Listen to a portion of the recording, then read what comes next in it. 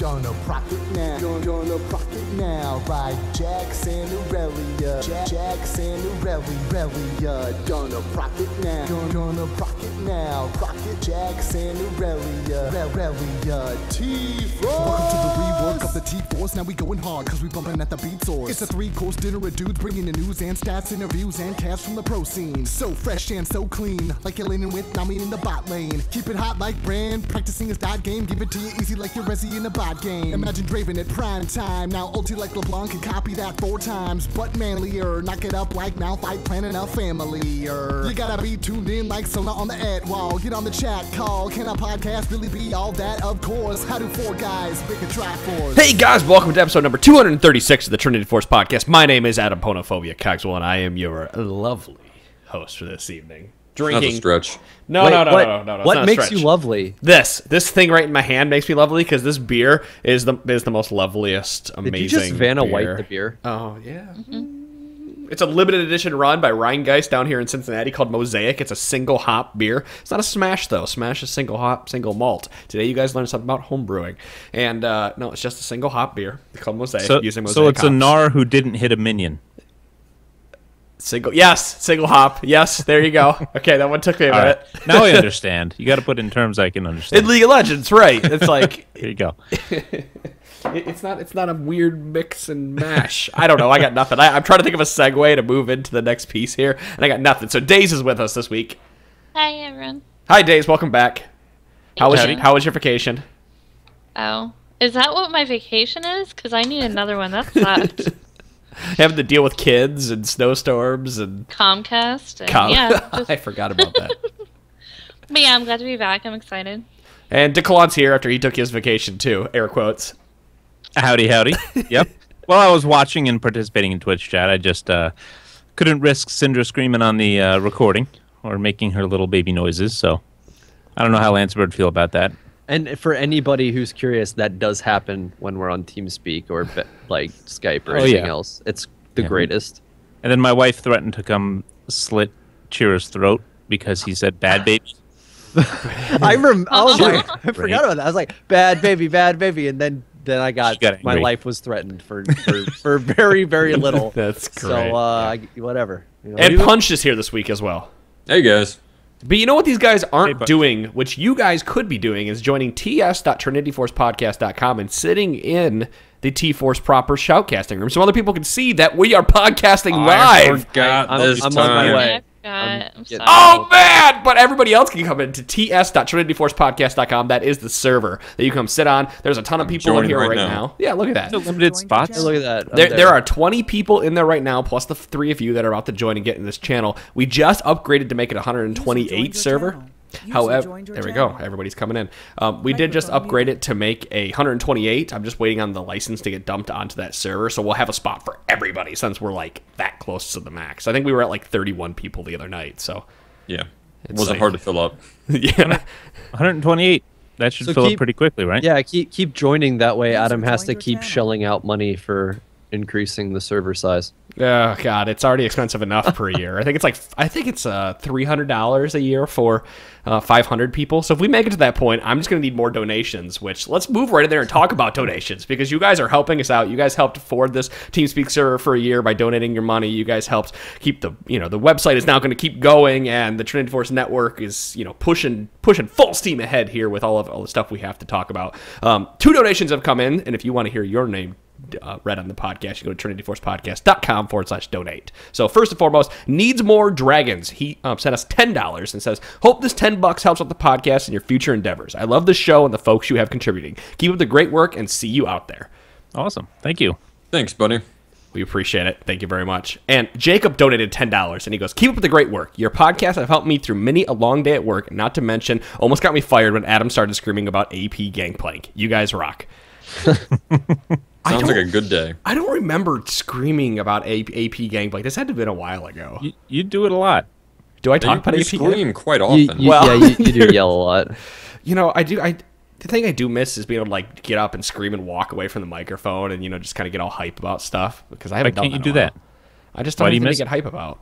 Oh, I could yell about "Don't ban my Rumble, you son of a!" and just start. I mean, whatever. We could revisit Renekton versus Cho'Gath. Well, yeah, we could get there. We could do Sejuani for 45 Yeah, minutes and all of us let's go. fight. or Jackson the Nasus again. Let's fight, guys. Fuck it. I really actually do like Urgot, so hey, just putting it out there. Yes, and then there's that. You know what? I think I'm gonna make a TeamSpeak room for listeners, so people can go in and listen to the podcast and talk about the podcast while it's going live and yell about how right or wrong we are, and then we won't even hear it because we're in our own room. There's something that, guys, out there, if you go to, I'm going to make this URL, I haven't made it yet, is bit.ly/skin replays. If somebody in chat wants to make it right now, using the Skin Spotlights has made a skin replay that you can download and use, and apparently it works fairly well. So if you're looking for a way to record your game and send it into the podcast to have us take a look at, I'm going to throw this out there that you have like a month for us to look at your stuff for free. That's kind of like throwing that out there, because after that point, we're gonna. That's oddly cryptic. Yeah, it's kind of after that point, it's gonna be a more involved process, but it's also gonna be like for kind of like a donation. It's gonna be a small donation. We'll look at your replays, but it's gonna be more involved, and then just like looking at it, writing some times, and sending it back to you. But I can't talk about any more of that because it's not ready yet. I watched a video on it on how it works, just a quick little tutorial on how to use that replay system. It's really cool. You can use it for cinematic videos. You can zoom right in on the action. You can pretty much do anything with a camera. You can change the color of the sky in the background if you want, and just do all this crazy stuff. So I'd check it out. I've been meaning to check it out, but haven't quite had the time yet. But could you tell if there's a limit to the length of the videos you could record? I don't know. Well, what it does is it just saves your replay in the background, third party, while you're playing, kind of like the yellow replay thing. But it seems more reliable. You access the replay, and then there's a separate software for camera, and then you can do whatever you want with the camera on the replay. It's got all the data. It's got everything happening that happened in the game, and then you can just do whatever you want with the camera. Beautiful. I like Badger's segue. I wish this wasn't like so forced, but it's funny when it has two wheels and gets us onto the next topic. A segue. Oh. Well said. Yeah. Remember when it used to be called a PT, personal transporter? No. All right, I'm dating myself, but when it was in concept, they were calling it a PT. A lot. Well, let's jump into a mailbag question, then talk about Top Annie, and then talk about another mailbag question. So I kind of want to warm up with this, and I want Days to warm up her vocal cords since it's a support question anyway, and she hasn't been on the podcast to talk. Ty, I have a difficult time trying to decide when I should take Ignite or Exhaust on supports. Can you give me some pointers to help me make this decision? Yeah, actually, this is not as difficult as it seems. Pretty much, if you want to pressure your lane, if you want to get kills in lane or force people out of lane, generally you're going to want to go Ignite. If you are looking for more like late game, if you're against hyper carries, if you have a situation where you're going to be against a Jax and a Katarina and a Vayne, you generally want to take Exhaust in those situations. So I take Ignite probably about 85% of the time, just for that lane pressure, and it's really, really effective in that manner and can help you snowball or help you kind of zone them out and take advantage of the lane. But you always want to keep Exhaust in the back of your mind if you're going to be against someone that you really need to slow down their attack speed. It's really, really pertinent against any of those late game hyper carries. If you don't have Exhaust and you don't shut them down completely early game, then you really have no counter for them late game. It's really, really difficult to go ahead and do that. Or if you're someone who necessarily doesn't excel in laning phase, but you prefer more of the like peel late game type thing, then you might want to lean a little bit more towards Exhaust also. So there is a little bit of your play style involved in that as well. The other consideration is if you're against a Nami, a Sona, a Swain, anyone with like really, really high Mundo, is Soraka. Like if you're against Soraka and you don't pick Ignite, you're pretty much in trouble. Anything with really high sustain, you're going to want to take Ignite because you have to counter the sustain that they're getting in those fights. Otherwise, you're just not going to be able to shut them down. I know we had another question someone sent in about how to fight Swains. Like, if there's a Swain on the enemy team, your mid lane's going to want to have Ignite, and your support's going to want to have Ignite. And it's just because that way you'll have one up every time you fight. Otherwise, you have to, like, time your fights for every, like, 3.5 minutes. So. I also think the decision becomes a lot easier, almost trivial, once you understand and realize what your lane matchups are going to end up being. So once you get more familiar with bot lane and you're sitting in the lobby right before the game starts and you see who you're going up against, you should be able to tell how the lane's going to go. You should be able to tell, okay, we have the poke advantage, or we have the late games we're going to want to farm, or we have the all-in advantage, and that will pretty much make your decision for you when you're deciding between exhaust or ignite. I'd say playstyles too. Like Days, you are a very aggressive support player. You like to get into the enemy's grill, so ignite suits you very well. But if you're the type of support player who's, like Days mentioned before, where your laning phase is kind of meh, you just kind of hang in there, but then you're good for peeling and everything. I would say exhaust is a safe pick. When in doubt, exhaust. But if you're feeling aggressive, or if you're on a champion who can take advantage of that, yeah, go ignite. I think one of the big things you should keep in mind in solo queue, and what I've been seeing recently, is that a lot of top laners seem to be taking ignite in solo queue and not teleport. Because I've been seeing the higher I get, the more cheese picks I get. I'm using air quotes when I say that because I see like Fioras, and I don't see, like, Gnar's not getting banned, but I don't see a lot of Gnar, I don't see a lot of Rumble, I don't see a lot of Lissandra. Like, I see these crazy top cheese lane picks, maybe non-meta. Yeah, not metas. Non-meta's way better. Like, there's like Pantheons and Fioras and Jarvans and things that can just, you know, do tons of damage and all in you really early and get the kill and snowball really hard. Nidalee's another one. You could also just call those like personal player comfort picks as well. But I see a lot of those people are taking Ignite in the top lane, and that means that we probably don't have an exhaust anywhere on the team, and it kind of pigeonholes the support in having to take exhaust, especially if the enemy team has their own Fiora or Zed or Fizz or whatever it may be, because you can't afford to not have an exhaust when you're going against some of those players or some of those champions. Right, yeah. Especially if I like exhaust on a support when there's a Zed, because if my AD carry doesn't get that Quicksilver Sash, I can at least exhaust Zed when he pops out of it, ulting my carry, and then it won't kill him. So you hope he doesn't do it. And don't feel, if your top laner has Ignite, don't feel like you have to take exhaust if they don't have like really auto attack reliant or really heavy damage champions. Like if they don't have those Zeds and those Fioras and those Jacks, then you don't have to take it. But it is something that you want to look at to see what everyone else is taking, because you might be in a situation where you have to compensate for that. And just like a real quick tip, like DeClawd was mentioning about Zed, just like a little bit of knowledge, Zed will always appear behind whoever he's ulting. So if you're unsure and you're worried about him getting away, then you can have your cursor there ready for him to pop out of his ult. Good tip. Yep. So hopefully that gives you some idea of how or what summoners you should be taking, which kind of leads me to an interesting discussion, because I saw this coming into chat earlier. It's another support. Apparently Lemon Nation has been spamming the hell out of support Veigar. You max E on him, you go 0, 9, 21, and you run just super tanky runes, and you either start Spell Thieves or the coin, Ancient Coin, and all you're there for is you have, what is it, a 3-second stun on a 10-second cooldown. It's 2.5 seconds stun, but it's up for 3 seconds. That's it. Yeah, it's up for 3 seconds, 2.5 second stun on a 10-second cooldown. That sounds annoying as hell. It's only as if like 5 or 6 episodes ago we talked about how support Veigar was like a thing. Did we actually bring up support Veigar? Yeah, we did. I don't remember that. I've had a terrible memory. So. I've had a discussion on Twitter with somebody about it, because it goes against his Q farm and all that kind of stuff, because you're not getting creeps and all that stuff. But if you're getting assists, you're still getting it.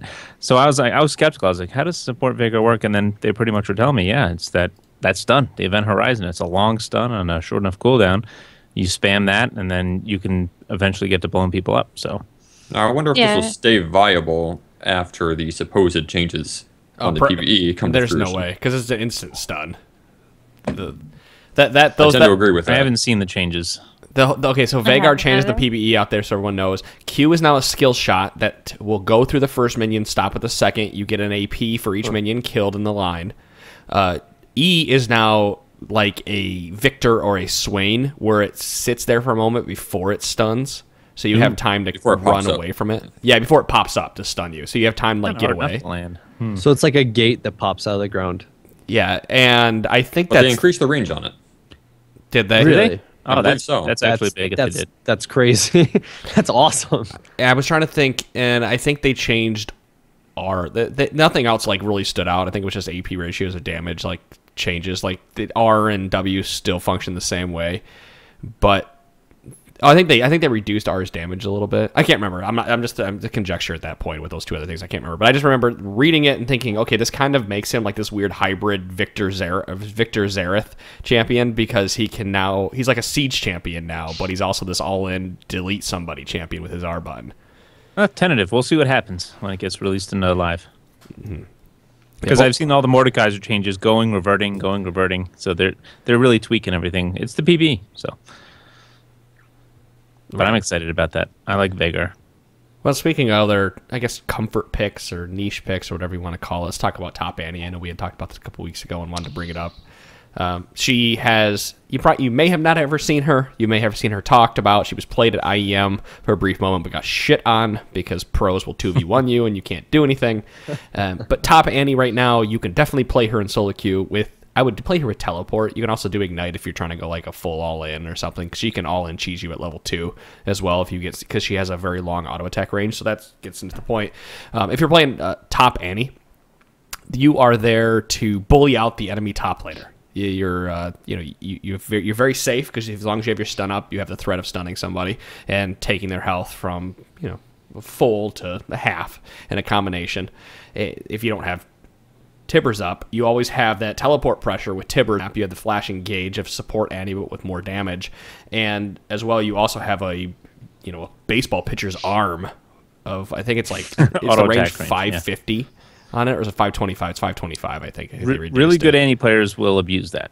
But yeah, they'll run AD reds and abuse the hell out of that and auto attack you while you're in lane. Do you run your 1% crit rune on Annie top? No. You could. My mages I don't run 1% on. It's one rune, Yeah, you could. That I kind of want to do that now. I have heard of mid laners doing that. Yeah. I mean, if you think about it, though, with how squishy mid laners are, that one crit, pretty significant if you can have it happen. Like, I mean, no guarantees. You're still rolling the dice, but I don't know. I will say it is super satisfying when you decide to just throw that one rune in there and then it hit procs a couple times during the laning phase. Like, all right. I mean, I run that on Janna, but anyways, back to like Top Annie. I spent a lot of time like researching and going through and crunching numbers and things, and I think, in my opinion, and this is just my opinion, the most optimal way to run her is kind of either almost a full tank build or a hybrid bruiser at a top, and you'd run the two ways that I like best to run her runes and everything would be like hybrid pen reds, because you still get the armor pen from the auto attacks, which is crazy, but then you get the magic pen, your health or armor yellows, and then scaling CDR blues, which would give you 15% at 18, and then 1 AP and 2 movement speed quints. And it just gives you such an ability to bully out of lane early. Or for people who are a little bit more into like the magic pen, you could do magic pen, health or armor yellows, AP See, I think blues. I would still run AD reds just to make it really easy to last hit, since you don't have to use. That way you can keep your Q up. Well, the thing is with. Okay, so let me finish. Go for it first. And then you'd run 1 move speed quint and 2 CDR quints, and that's another option. And then I would run 2109 on her because you get the Butcher Feast. If you get Butcher Feast and you get the Biscuit Mastery and you get Flask to start, there's no one that can out-sustain you in lane. There's absolutely no one in League of Legends that can out-sustain you. And Butcher Feast, for anyone who doesn't know, you do extra damage to monsters or minions with a single target attack or an auto attack, but it replenishes your HP and mana. And Q already, if you last hit with Q, it resets part of your cooldown for it, and you get mana back for it. So you have like infinite mana and a very, very, very easy way to last hit in lane. So you don't really have to necessarily rely on the extra AD to last hit. So that would give you just 20% CDR at level 18 just from your runes and masteries. And then the way that I was going through and researching would be you start Flask, you get a blasting wand, you build your catalyst, and you build it into Roa. And then you'd actually end up getting a tier. You'd get Glacial Shroud, and then you'd get Seraph. So you build like, think of her as like almost like a Rise, okay? Because she has, when you think of Rise, you think of like tank, CDR, you know, stun, everything like that. Wouldn't it be too hard to stack that tier as Annie though? No, because if you have 40%, at 40% CDR, your E is always up, and your E costs no mana. Yeah. Your E is your Molten Shield. And you're last hitting with Q, which has no cooldown because you have CDR, and you're last hitting with it, which means that it's resetting the cooldown. So you're not going to get, like, you're not going to have it up, like, really, really fast, but you will have it up pretty quickly compared to a lot of other things. So she has a ton of CDR. Her natural damage is really, really high, like just her base damages. So you don't need to build a ton of damage on her. And so you could build all of that and then move into a Frozen Heart, which would give you your 40%, or you could go Iceborne Gauntlet into something like a, I'm trying to think, either a Locket or a Spirit Visage or something like that to get the rest of your 40%. But then once you're at 40% in your tank like that, I mean, she has decent armor and MR. She used to have more than Rise did, but I think it kind of leveled out now that they nerfed her E a little bit. Her stun is up more often than him, and Tibbers can take an objective. So it's almost that same kind of situation where you have this really strong CC machine that just tanks forever and does damage. So that's so you my play her opinion. as CC. I will. Yeah. Her damage with that build doesn't sound like it would get too like the Annies that you see that blow everyone up with the Tibbers and then just nuke someone. I was about to say you'd be more of a bot to just stun but when everything's off cooldown. I would do it based on what your team is. Like if you have a really, really high damage mid and you have a really high damage AD carry, not like utility. Like if you had an Ashe or something that's like more utility based, then it'd be different, or a more utility based mid. But if you have someone 2 high damage picks and you don't need that high damage and you can put that tank top, Annie's base damage is still ridiculous. You can still, like, I watched games. I mean, I did a lot of prep before this, and you would still see Annie's with this build go and bring Nidalees or, you know, 80 carries down to like 20% health or almost knock them off the map, even without building a significant amount of AP, with nothing else other than what I just mentioned. See, I think instead of getting a tier on Annie, I would never get a tier on Annie personally because you have the argument that you have 40% CDR and you can stack it fairly quickly. I don't think I could stack it quickly enough to make tier worth it for me. I'd probably rather get a Zhonya's because it's 100 AP. You're staying alive no matter what, much like the Seraphs is giving you. And so if I was playing top Annie, because I think Daze and I have 2 different opinions on how to play top Annie, but we both agree that she does the same thing and that she's just a big team fight monster and that she can zone people and win the lane. Pretty much I would go Rod of Ages straight into a Zhonya's, or if I'm like way far ahead into a Death Cap. Now, Annie is terrifying because if you do build the damage on her, she does become that delete half the enemy team off the map in a combo, which is awesome, especially if you can get a pick off in a bush, they're gone. But at the same time, Annie is still one of the easiest champions to gank if her stun's not up. So, like, I can see... that's why I was saying, like, run 80 runes, because as long as you have your stun available... The problem I find with playing mid Annie is if you don't have your stun available, you are not worthless, but no one's afraid of you at that point. And then you have to, like, quickly try to get your stun back up on you after you use a Q if you use it to farm with. I get your argument, because now you can just last hit with auto attacks and you can keep your stun up in case something happens or whatever like that.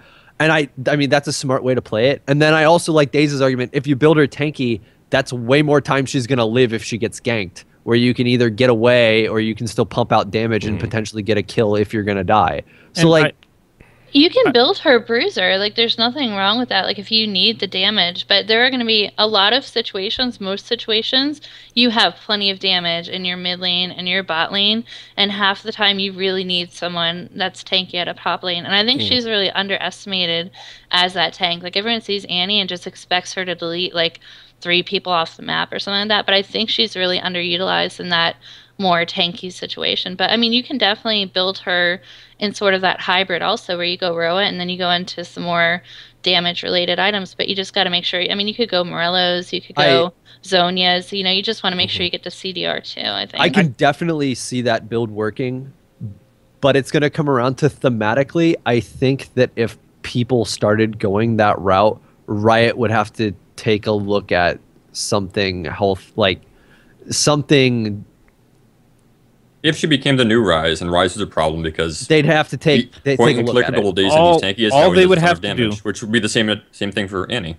Yeah. All they have to do is reduce her auto attack range. That's what makes her such a bully. Realistically, in my that would opinion. that would. I said straight up fix 550. that. It's 625 Oh, yeah. on the top. Yeah, and Or 625 with her auto attack range. It used to be a little longer too. isn't that longer than Caitlyn's? Yeah, it's longer. Farthest is 550. That's what makes her so.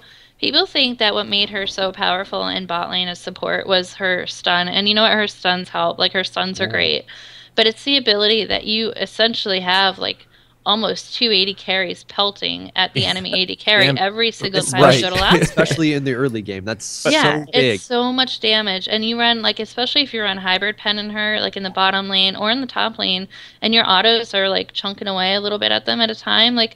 It's a lot of damage. It's just remarkable how much damage you don't even realize you're taking from these auto attacks, and you can't hit her back. Like, most 80 carries can't trade with her. Yeah.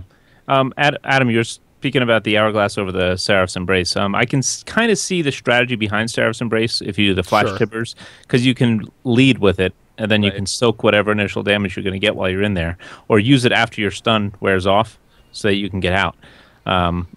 And where Zonia's, you use it and then they can time it and then blow you up. Zonia's is scary. It's scary to use. It can be helpful if your team is there and helping you out. But my problem with that is he can't stack it as quickly as Ryze can stack it. For example, if you were still playing Ryze, because Ryze's abilities are come back. The cooldown's reduced for every ability you use just by the nature of his passive. For the mana, because of how it's not about for the mana. It's about how quickly you get to Seraph's Embrace, because it takes 750 to use that I think shield. the mana is still significant because you're paying for that, and it's a huge mana item. I think if you're going to use that item, ideally you want to put that mana to use in that mana regen. I mean, a big reason Ryze got it is because his ability is scaled off of mana. Right. Does Annie need that massive amount of mana? Does she need that huge pool and that mana regen from it? She doesn't. When she gets a late game, absolutely not. She doesn't need that mana by any means. Sit on Seeker's Arm Guards. Most of the top laners are going to be AD, and that'll help you out a little bit and stack some more damage for you early. I like. Now we're talking about. It's just funny because chat is just going absolutely nuts about this, and they're acting like it's like we're talking like this is a definitive new top laner, and they're like Maokai does this better, and this and that. And that. I'm like chewing ideas. We're throwing ideas. Like, it doesn't matter if one person does something better than the other person in the game. It's whether or not they fulfill the role that you're putting them in for the team comp that you have, and now. Or does she win your lane in solo queue, and then you can stomp later on because you've pushed that Maokai so he has no items. He didn't get his Rod of Ages finished by 15 minutes. At that point, is Annie a better pick? I'm still gonna say, in theory, I think it's awesome. But if there's a little girl who's tanking more than other bruisers, I'm gonna be real sad. I'm gonna be. I just part of me is dying on the inside just thinking of the entire team ganging up on a little child and then them not dying. You go pure health. Like, could you do like the Rileys and Leandries and Roa combo, and then not worry about resistances? Just go pure health. The thing that intrigues me the most about her is that her build paths are so varied. Like, even when you built her support, you could go so many different paths with her. And, mid lane, it was a little bit more difficult because you were expected to blow someone off the bat. Right. But, like, if you go against an all AD team, and then you go your Roa, and then you go into a Zonia's, and then you go into a Rylai's, and then you go into a Thornmail, or, and people are saying, like, someone said in chat, like, Annie isn't innately tanky. She is. Like, her E makes her really tanky. Makes her incredibly tanky, and it gives her like a mini Thornmail. And I think people so underestimate the amount of magic resistant armor she gets from that, and then the amount of magic damage that she does back. She is innately tanky, and when you have 40% cooldown and that does not come off, Like the cooldown on that is 10 seconds, and it lasts for 5 seconds, and then you add in the 40% cooldown. That never is off. So you just naturally have all of that extra AP. I mean, all that extra armor, all that extra magic resist. Like, she's way tankier than people think she is. If she built the health, she has the baked-in free stats. Free resistances. Yeah, that. So you're saying you can build anything on her? No. So at level 1, she We're gets... done. No, We're we're done not. the call. We're done the call. Yeah, right. Yeah, no, I'm trying to ignore him, damn it. And you're all over here acknowledging him. No, at level 1 Molten Shield, which you're most likely going to sit on for a while, then you'll have your level 2, Right, eventually. you do. It's 10, 20, 30, 40, 50 resistances. And one of the things that we've talked about for a while... I just want to let you guys know. I'm gonna Hey, do hey, a server what the hell, restart here in a Sport? second. All right, sorry, guys. If you're listening to the live show, I'm getting yelled at on TeamSpeak. And if you're listening to the podcast, I apologize. Someone just talked in my ear. Anyway, let's start that again. Molten Shield. It's 10, 20, 30, 40, 50 magic resist total. And I think a lot of people don't... I've lost my train of thought. Level 1, you're sitting on 10, right? No, I'm talking about the passive resistances. A lot of people don't appreciate passive resistances. That's why they don't appreciate Aegis Legion, Banner Command, whatever it may be, because they don't appreciate the passive stats you get from an item. And by just popping Molten Shield, you don't realize that you're actually tankier by holding on to that extra magic resist and armor.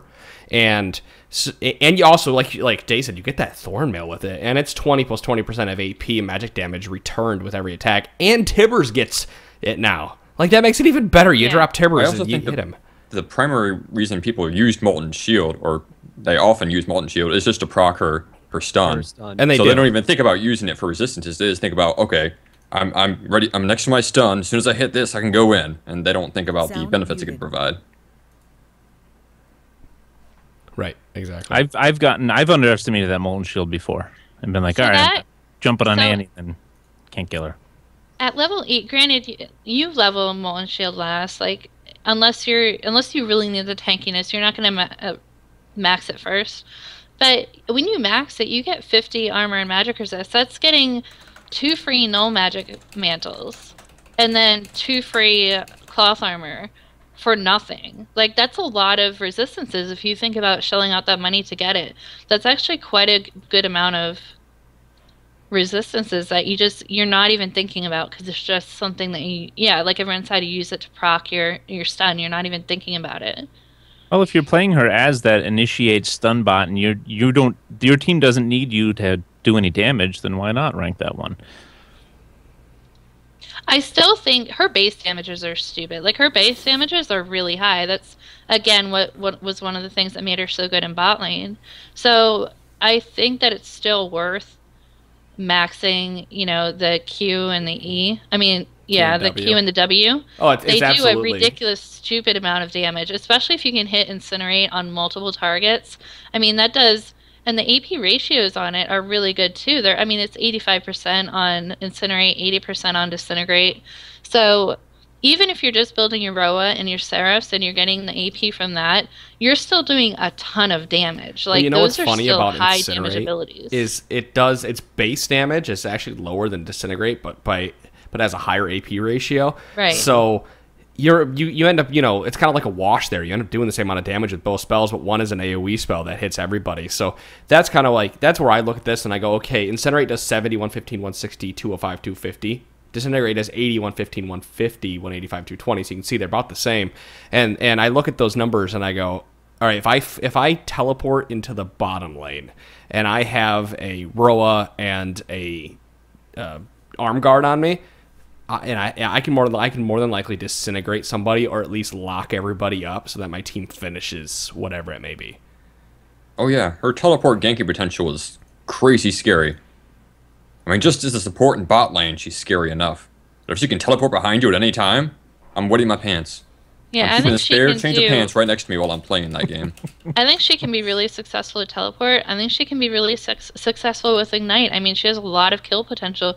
If you auto a few times and you're against a squishy target like a Nidalee or a Quinn or a Kennen or someone like that, and you can auto them a few times and use your Q a couple times before you get to level 2, you have kill potential at level 2 if you run Ignite.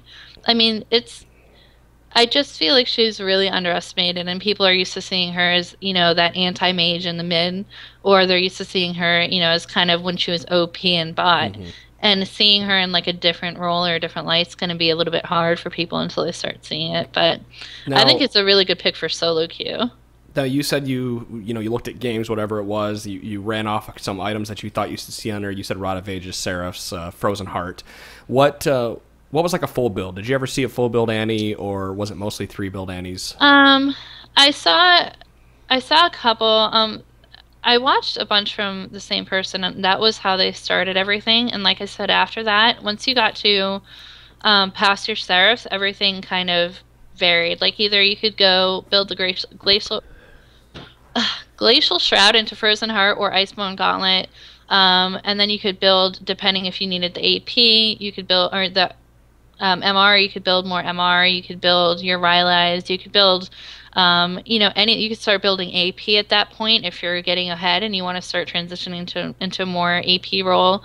But that was just like the starting core. But again, she has so much flexibility in her build when you're building her top lane that you can adjust to just about any situation. Okay. One thing I like to think about whenever I'm deciding on a new laner for whatever role is when I would play this person. So as I'm thinking about picking up Annie, I'm trying to think about in what situations would I play her?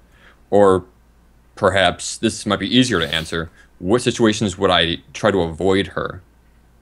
Now, off the top of my head, I can think of one situation where she wouldn't be very good as a top laner would be stopping split pushers.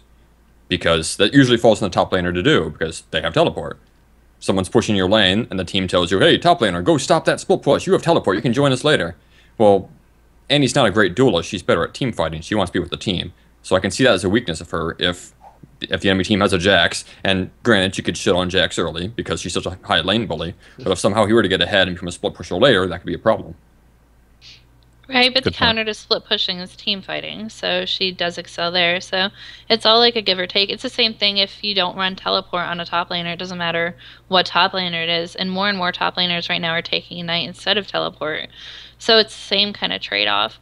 But she does, like, I think she's not great against people that she can't get kills against, like Gnar, Sion, Maokai. Right. Like anyone that she just can't get early kills on would be kind of rough. Yeah, Cho'Gath. Anyone she can't like bully out a lane and control the lane, those would be probably pretty hard against her. But a lot of, especially now that you're seeing like a lot of the AP tops, and she was initially made as an anti-mage. So when you start seeing the Kennons, the Casses, the Azirs, you know, come top, you can trade with Riven after level 4. You can start trading with Riven. You know, Nidalee, Trinity, Jax, like all those auto attack reliant people. She has a lot of strengths in those matchups. So yeah, she's not the end all be all by any means, but she can definitely be played up there. And she's an extra tool for your toolkit. She has some good matchups. Yeah, she's also a nice flex pick in solo queue in that, where if you can talk to your team and you can play her support, they won't know where she's going. Yeah, not only that, but it's the other situation. Again, it comes back to building what your team needs. If you have that extra damage, you can pick her and go a tanky route. Or if you need extra damage, she can go, I'm going to delete your entire team route. So, like, you have options. I mean, it's a pretty malleable champion. And her scaling is so good that even you don't need to be a 6 item to do damage on her. So even if you start building tanky and your team runs away with it and you're like, okay, I just want to snowball and I'm just going to start building AP, like you can do a lot of damage. I think that about covers it. Everybody go out there, go try top Annie, try it in normal queues, try it in ranked if you really feel that you see how you like it. Have to do something. Email us after you've played it. Let us know how you feel. Let us know if that's like the next champion for you to play. What I need to do, actually, I thought about the other day, is that I need to start taking like Master Yi back into the top lane again for my niche comfort pick. Especially after I learned that W is an auto attack reset in the middle of a fight. That like changes everything. Because you never knew that? I didn't. I never knew how to use that. I was playing top E and I didn't know that W could auto attack reset. Red Mercy said it in passing and I went, what? Oh my god, that makes so much sense. Why am I not doing this?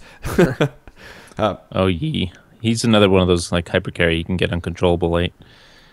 Yeah, that's why that's kind kinda of like meh. Fiora. That's why top lane's so much fun. If you can get that early kill, that's why I'm probably gonna stop taking teleport on some solo queue top laners because of that. Because I can cheese it out and get a level 2 kill.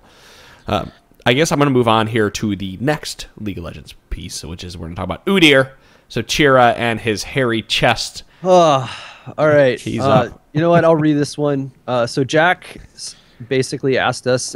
He said, I have started playing Udyr recently, and I really like the champion. I try to find guides online, but everybody seems to have their own way of playing him. Could you give me a reason why going Phoenix Udyr is better than Tiger Udyr, or vice versa? And then what items are best with each? Here's the thing with Udyr. You can kind of play him any way you want to play him. So another one, like another top Annie discussion, just play whatever makes sense for you. Yeah, I mean, there are certain people, I mean, you can go look at pro builds or something. Certain people will build him way more damage heavy. Other people will build him more tanky, depending on how well they do. When it comes to whether you want to play Phoenix or Tiger, I'm going to preface this by saying that Tiger Udyr is by far my favorite Udyr to play. However, Phoenix Udyr is way better out of the jungle. Tiger Udyr, in my opinion, is way better if you're trying to kill an enemy top laner and you're playing him top. That's just because Tiger Udyr trades with one auto attack that you can pump a whole lot of damage into one target. Phoenix Udyr does a bunch of AoE damage. So Phoenix clears the jungle faster. Tiger can trade better if you can only hit somebody, then you need to back off.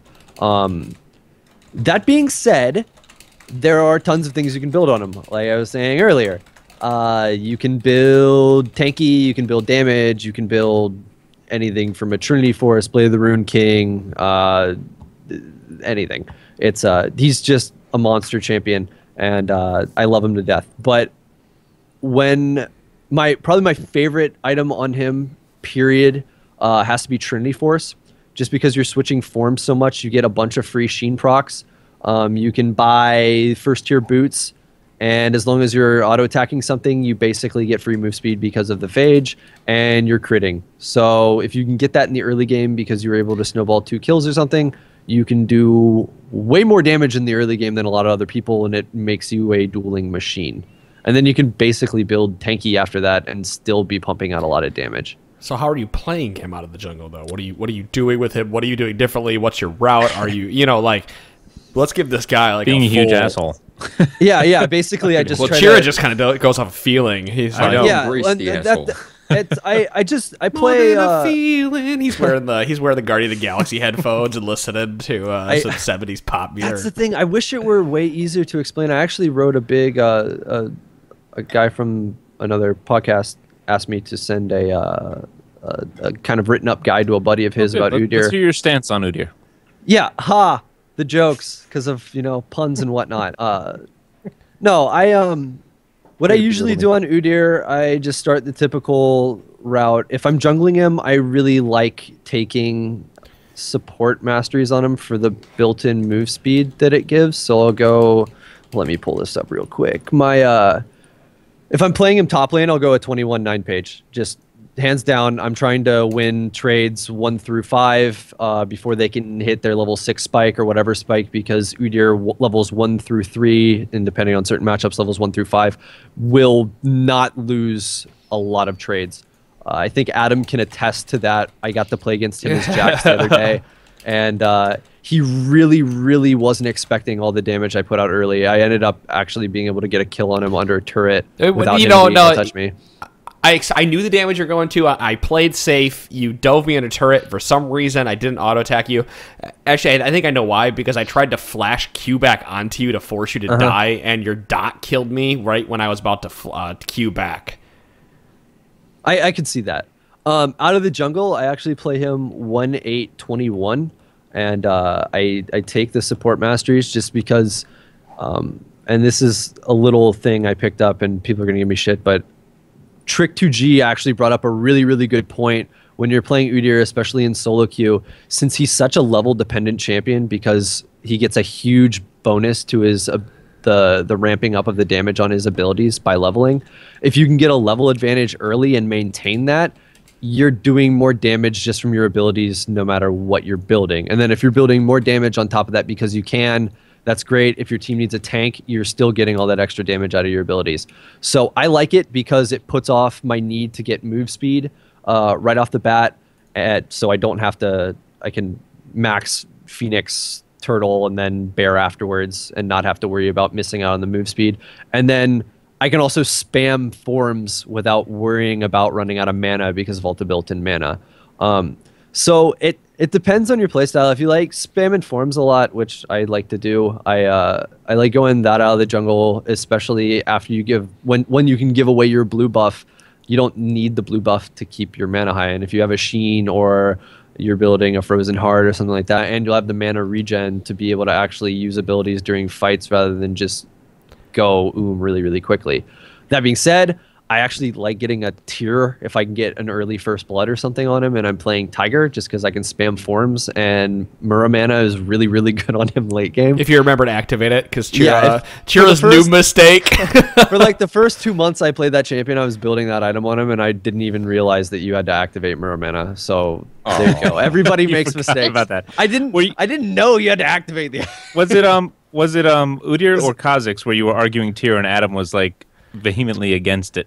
It was Kha'Zix that we were against him. Going back and Adam forth. was against it, but I really, really liked tier. Yeah, but that was like after the changes and everything. That was a long wasn't it? time ago. Yeah, Right. yeah. Yeah. When Kha'Zix was meta. Basically, since Udyr is so malleable, you can go tanky, you can go damage, you can do a lot of other stuff. It's weird. He has a wide variety of things he can do for a champion that I consider relatively simple, and the only experience playing that champion means way more than a lot of other things, because just knowing how to trade appropriately. It's weird compared to the other ones. Yeah, I mean, you can get all of your abilities starting out at level 1, and they all do something based on whatever form you're in. So knowing how to trade, cue somebody, get a couple attacks off as soon as they turn to hit you, eat ability damage or auto attack damage that is going to be incoming with Turtle Stance. Use Turtle Stance on minions when they're not attacking you to get some health back. There's a bunch of little things that make a huge difference, and unless you really, really know the champion, you can't take advantage of that stuff. If you're just starting to learn how to play Udyr, I would definitely go Phoenix out of the jungle, because Phoenix is by far and above the easiest thing to do, especially how common it is to run attack speed, runes on jungle champions.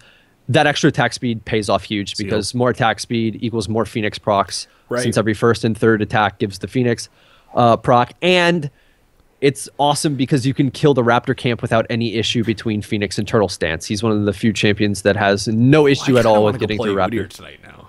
Yeah, he's a lot of fun to play. And now you're again, running Late him leader in top lane, Adam? I should have known. There Please. isn't really a bad way to play him as long as you have a reason for what you're doing. I've seen people. What the heck is that one item called? Hold on, let me look it up. Okay, so I need you to answer my question before you get into this item thing, because I want players, I think, out there have this preconceived notion that Udyr has to be a counter jungler, Udyr has to spend the time in the enemy jungle, and Udyr has to duel. Now, we know you kind of play on instinct. Are you running in the enemy jungle? Are you taking the entire champs? Dais's cat. I'm sorry, hold on. I keep forgetting. Rengar just ganked her. The cat, for those who aren't listening, watching live, the cat got up into Dave's face, like from the desk, and like paws on her shoulder. Paws on her shoulder. He's been waiting there the entire show, just wanting love, and Daze has been down. There it is, folks. Tiger stance. Yeah, there it is. Yeah. There it is. Udyr Jr. Daze's cat just ganked her out of the jungle. It came out of the bush. To get back to your question, yeah, this season more than ever before, I'm doing less counter jungling, just because farming your own camps is the best way to continue. Yeah, I mean, it's a really stable thing to do, and because the camps are harder. Yeah, and on a champion like Udyr, who has a really crazy clear speed, if you can clear faster than somebody else and they're backing more often, you can get more money. And if you're running the same masteries I am, you're getting more levels, more experience, whatever. What about his dueling potential out of the top lane? How often do you find yourself split pushing? Is that like the first thing you're looking to do, or are you looking to stick with your team? Depends on what the situation is. It depends on if they have an AD carry like Jinx who can drop something right in front of her to stun you when you're running up to her. If they have a team, I don't like picking Udyr into teams that have somebody like Veigar or Janna. Or Janna. Janna's a huge one. Anybody who has something that they can lay down and impede your movement to get to them. Since Udyr has to run at you, it's really, really easy to know when he's coming at you because he doesn't have a gap closer like Jarvan does. He doesn't have a Vi ultimate to just immediately press a button and he's basically punching you to the moon. So he's easy to read in that regard, and that's why getting ganks on people that are well warded with him can be an issue.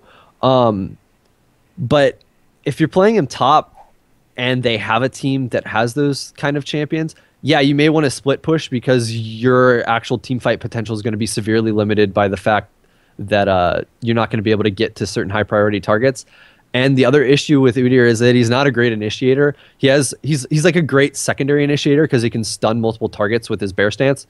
But he has to funnel somebody in there. Yeah, exactly. And he can peel very, very well because of bear stance. Question about getting back to Jack's question between Phoenix and Tiger. How would you itemize if you were prioritizing either or? So let's say you prioritized Tiger stance for whatever reason. What would you build? Would you build differently than if you were prioritizing Phoenix? Raw AD has a better benefit from Tiger stance, so you can get certain items. I know some people who like to build to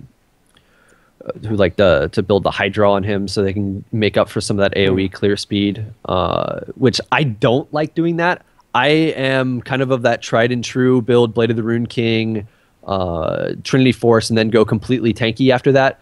And you have pretty great murdering people anyway. That's it. You have the damage and you're tanky. And the longer a fight goes, you're just pumping damage into people's faces. That's plus your stance, though, right? That you're prioritizing. That's exactly right. It's like a core build.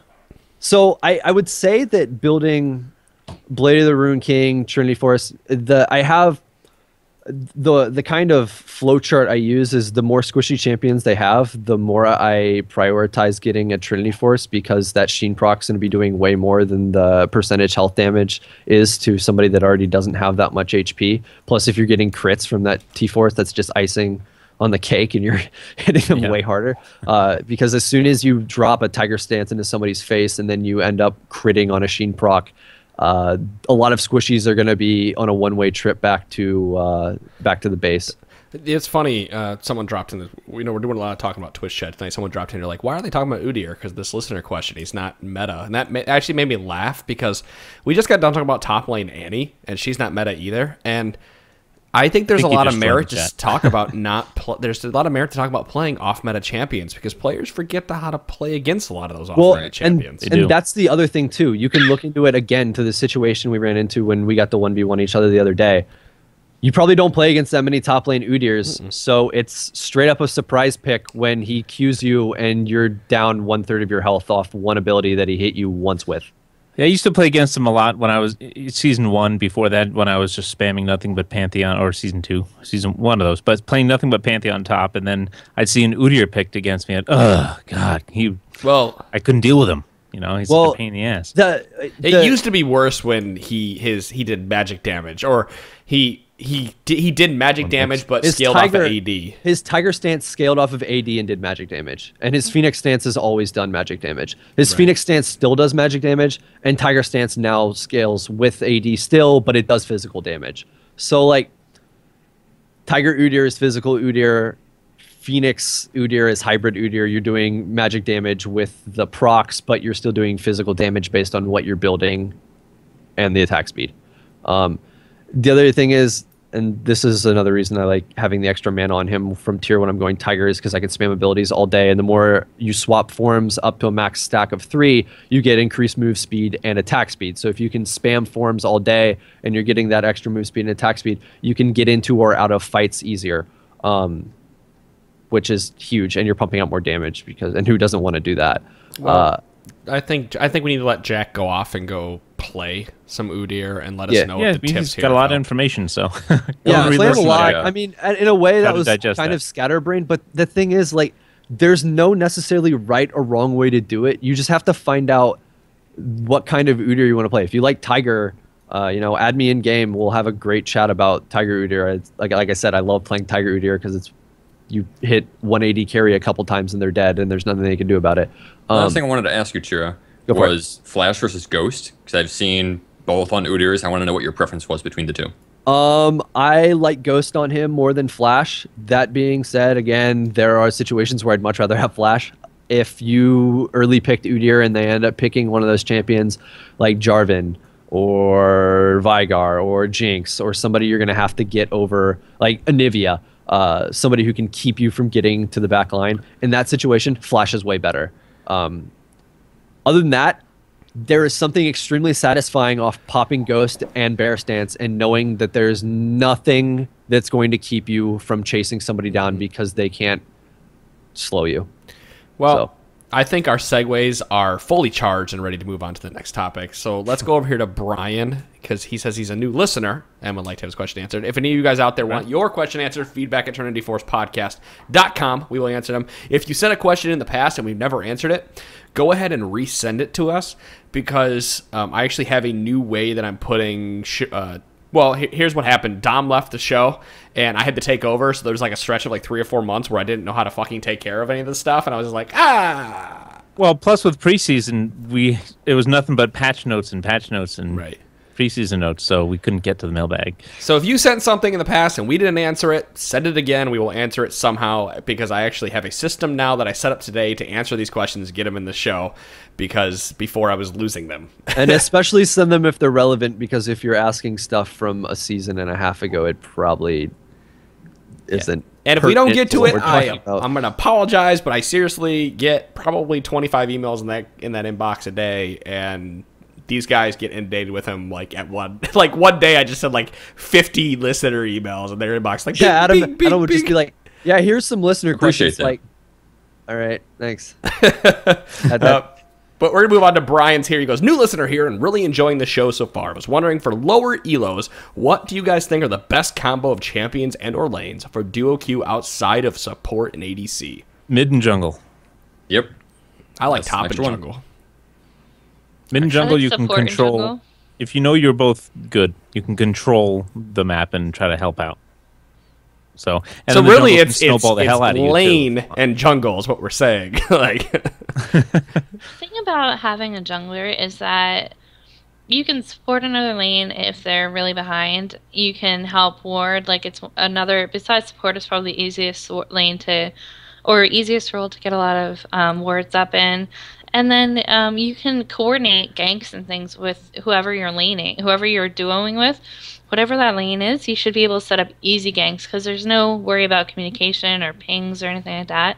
They should be able to follow up pretty easily. So that's always a good option.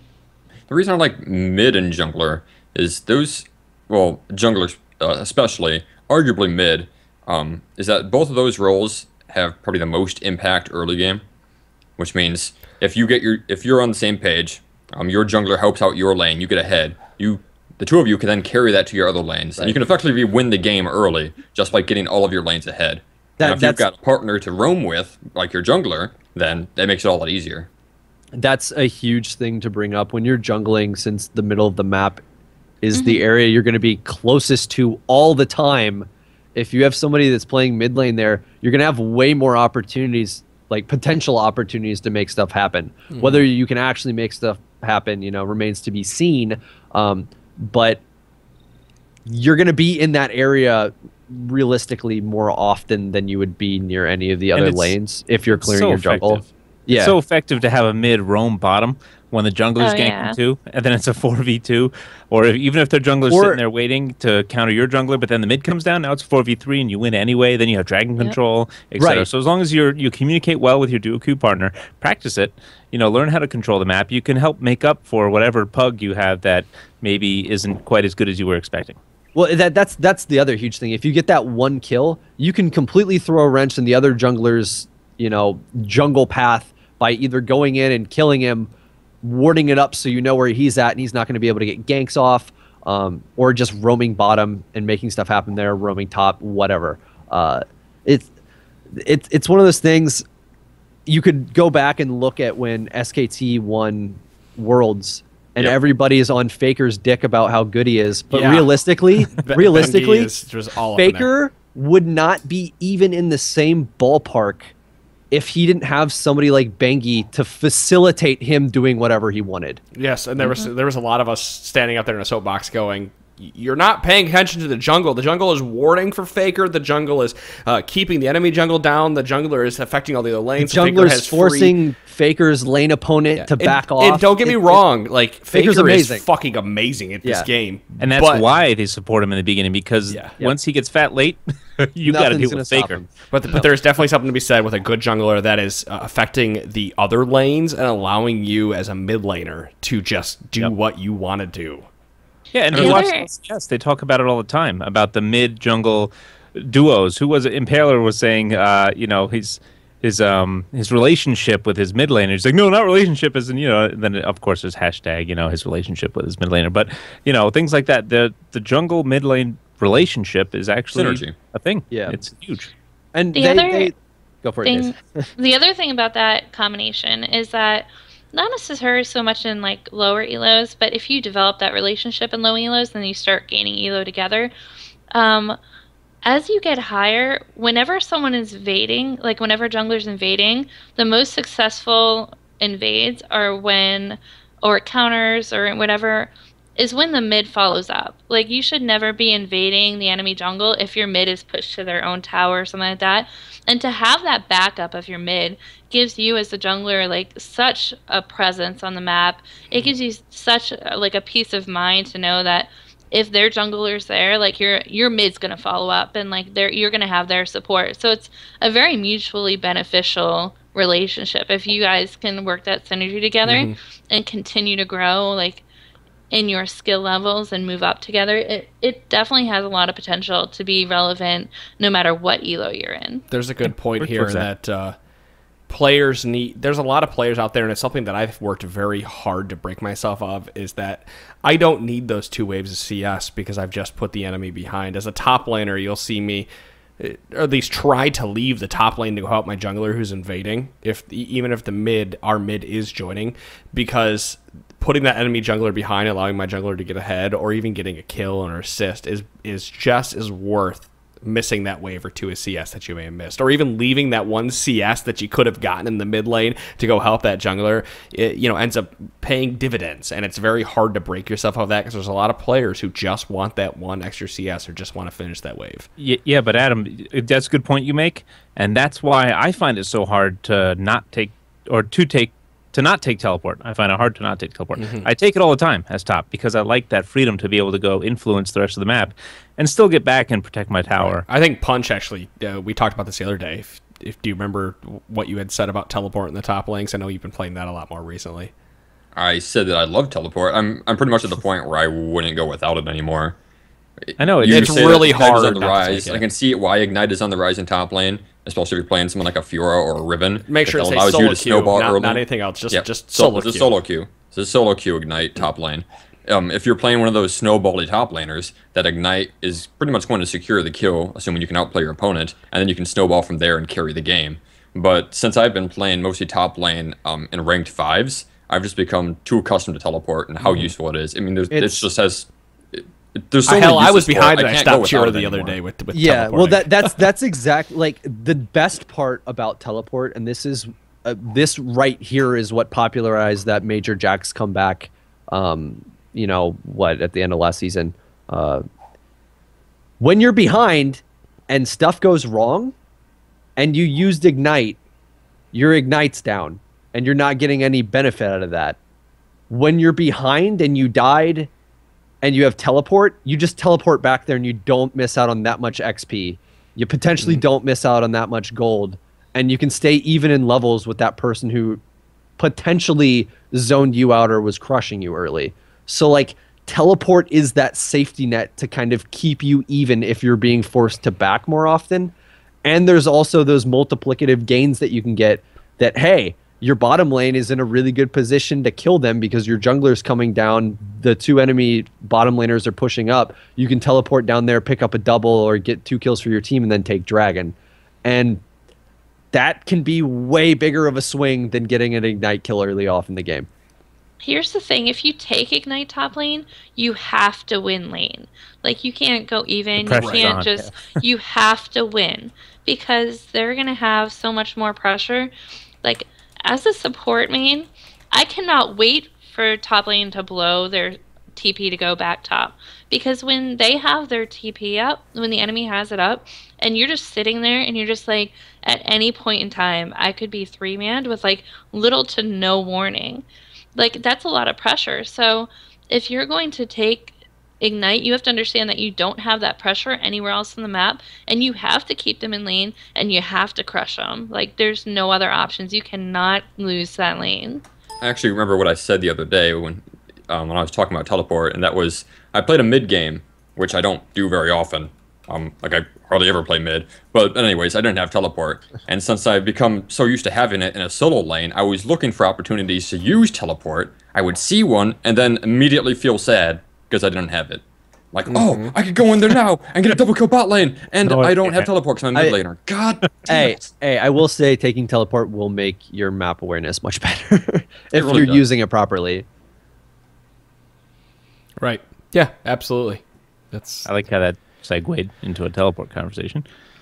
Hey, that's what how we about do that? best on this podcast, is that we have one conversation and it blows up to be something else. We go on tangents. I'll sign off on that. You can co-sign off on that. Hey, you know what? Ah. Tangents are an organic part of conversation, and what is this but a discussion amongst friends? Exactly. Well, I think that about ends the discussion here for the Trinity Force podcast. A lot of people, I'm going to do a little bit of extra news to kind of slow out the end of the show out, and that's just talk about Battle Arena Smackdown Edition. A lot of you have been emailing me and messaging me. I want to sign up, or I've actually had people send me money already and say I'm in this no matter what date it is, and I'm like, okay, well, I'm going to try to get you the best I can, and if I can, I'm going to refund your money. I apologize, but I want to make it, as fair as I can.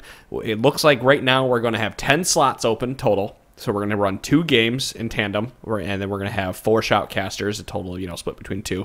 And I just sent out the emails to the Platinum and Diamonds yesterday, was it? Yes, I think it was yesterday. Yeah, I sent out the Platinum and Diamond emails yesterday, asked people for their preferences, get some information about that, because I want to make sure this is done correctly the first time. Like, I don't want this to be a giant shit show where you give us $5 and you don't get what your money's worth. Granted, it's not a lot of money. And again, when I do say this, I said it's a minimal donation of $5. So if you want to give more, we're not going to say no to it.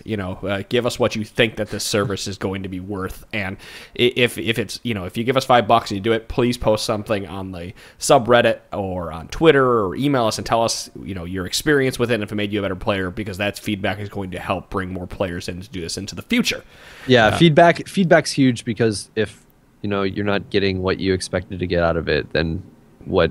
We're doing something wrong. We can't improve on something if we don't know how well it did. Right. So feedback at trinityforcepodcast.com. I promise signups will be coming, I want to say within the week, hopefully, because I have tentatively scheduled it for the end of March. I just had to make sure everybody is available that day to do it. I wanted to give a month out. And then after it's good and gone, we'll do it. We'll try to do it once a month and, really make this something that people learn from. For the people who want to help out, it's a lot of work. It really is. So please be prepared to do a lot of work. Take notes and be detailed and pay attention. It's not just going to be some fun thing. Yeah, you sucked here, but you were good here, whatever. No, you please be detailed, because we want useful feedback that anyone can understand. Maybe you could understand something some other way. And, you don't want to... You want to still have an ability to sugarcoat, kind of, but you're not going to... Compliment sandwiches. Let things go. Yeah, exactly. So you don't want to... Because some people don't respond well to you don't want to be negative about anything. You're like, wow, you just totally sucked right there. Phrase it like, well, here's what you could have done better, kind of thing. Maybe we'll have to make a guide in the future of how to properly just write notes. Be mindful of that. If you're not that type of person, then don't worry about it. Right. But yeah, like I said, the signups are going to come out soon. We're going to run this first one. Hopefully, it's not a giant shit show. Everyone's going to show up on time. Everyone's going to enjoy it. People are going to get what they want out of it.